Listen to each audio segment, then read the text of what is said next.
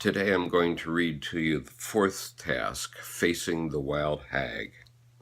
In this part of the tale, Vasilisa meets the wild hag face to face. The tasks of this meeting are these: being able to stand the face of the fearsome wild goddess without wavering, meeting up with the Baba Yaga, familiarizing oneself with the arcane, the odd, the otherness of the wild, residing at Baba Yaga's house for a while, taking some of her values into our lives, thereby becoming ourselves a little odd, eating her food, learning to face great power in others and subsequently one's own power, letting the frail and too sweet child die back even further. Baba Yaga lives in a house squatting on chicken legs. It whirls and spins when it has a mind to. In dreams, the symbol of house comments on the organization of the psychic space a person inhabits, both consciously and unconsciously. Ironically, if this were a compensatory dream, the eccentric house would infer that the subject, in this case Vasilisa, is too unremarkable, too middle of the road, and needs to twirl and whirl in order to find out what it's like to dance like a crazy chicken once in a while. Now we can see that the Yaga's house is of the animal world, and that Vasilisa needs this element in her personality. This chicken-legged house walks about, twirls even, in some hippity-hop dance. This house is alive, bursting with enthusiasm, with joyous life. This is the main fundament of the psyche of wild woman, a joyous, wild life force where houses dance, where inanimates such as mortars fly like birds, where the old woman can make magic, where nothing is as it seems, but for the most part is better than it seemed to begin with. Vasilisa began with what we might call a flattened out, mundane personality. It is just this hypernormalcy that creeps up on us till we have a routine life, and a lifeless life without our really meaning to. This encourages the neglect of intuition, which in turn produces lack of light in the psyche. We must do something then.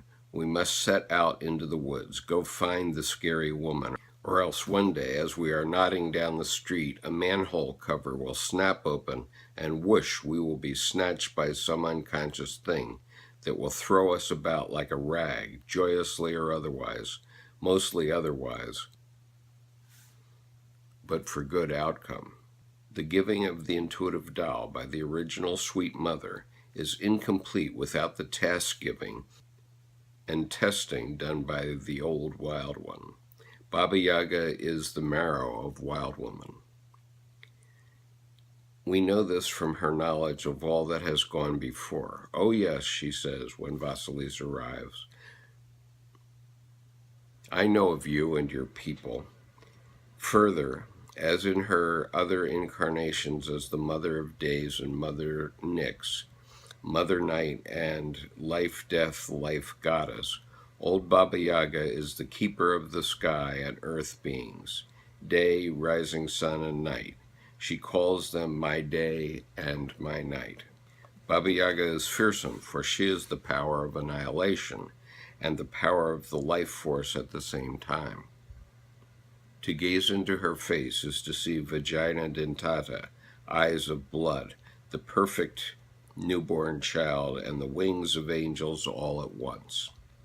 And Vasilisa stands there and accepts the wild mother divinity, warts and all.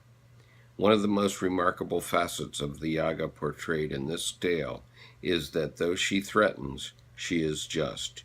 She does not hurt Vasilisa as long as Vasilisa affords her respect. Respect in the face of great power is a crucial lesson. A woman must be able to stand in the face of power, because ultimately some part of that power will become hers. Vasilisa faces Baba Yaga not obsequiously, not boastfully or filled with braggadocio, neither running away nor hiding. She presents herself honestly and just as herself. Many women are in recovery from their nice complexes, wherein, no matter how they felt, no matter who assailed them, they responded so sweetly as to be practically fattening. Though they might have smiled kindly during the day, at night they gnashed their teeth like brutes, and Yaga in their psyches was fighting for expression. This too nice over-adaptation in women often occurs when they are desperately afeard of being disenfranchised or found unnecessary. Two of the most poignant dreams I've ever heard concerned a young woman who definitely needed to be less tame. The first dream was that she inherited a photo album, a special one with pictures of the wild mother. How happy she was until the next week when she dreamed she opened a similar album and there was a horrid old woman looking out at her. The hag was possessed by mossy teeth and had black beetle juice running down her chin. Her dream is typical of women who are recovering from being too sweet. The first dream demonstrates one side of the wild nature, the benign and bountiful, and all that is well with the world. But when the mossy wild woman is presented to her, well, could we put this off for a while? The answer is no. The unconscious, in its brilliant way, is offering this dreamer an idea about a new way of living that is not just the two-toothed frontal smile of the too nice woman. To face the wild power in ourselves is to gain access to the myriad faces of the subterranean feminine. These belong to us innately, and we may choose to inhabit whichever ones serve us best at whichever time. In this initiation drama, Baba Yaga is wild woman in the guise of the witch. Like the word wild, the word witch has come to be understood as a pejorative, but long ago it was an appellation given to both old and young women healers, the word witch deriving from the word wit, meaning wise. This was before the one God only religions began to overwhelm the older wild woman religions. But regardless, the ogress, the witch, the wild nature, and whatever other criaturas and aspects the culture finds awful in the psyches of women are the very blessed things which women need most to retrieve and bring to the surface. A good deal of literature on the subject of women's power states that men are afraid of women's power.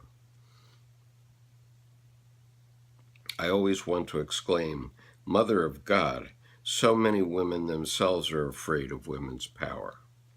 For the old feminine attributes and forces are vast, and they are formidable. It is understandable that the first time they come face to face with the old wild powers, both men and women take one anxious look and make tracks. All you see of them is flying paw pads and frightened tails. If men are ever going to learn to stand it, then without a doubt women have to learn to stand it.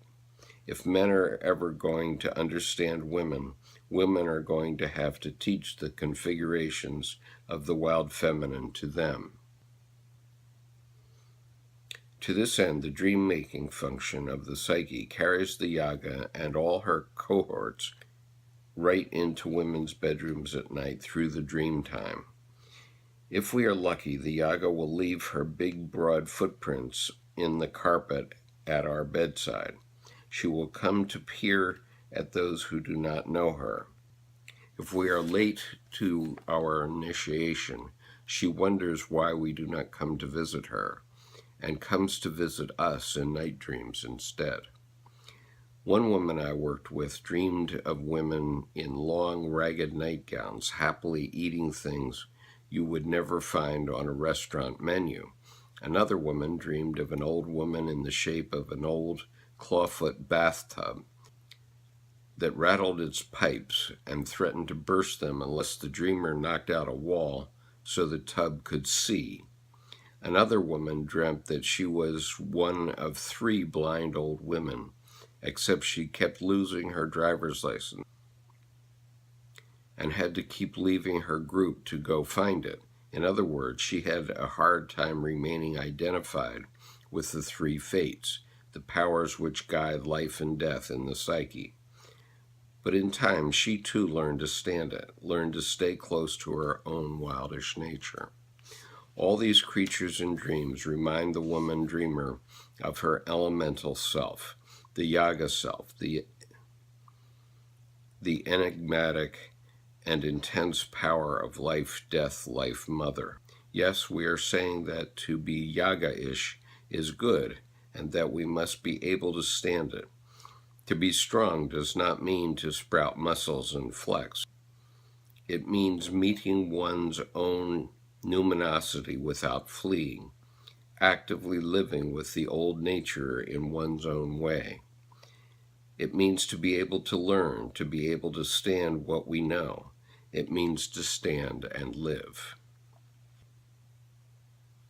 You can find the introduction to this story and the link to Task 5 in the discussion area below this video.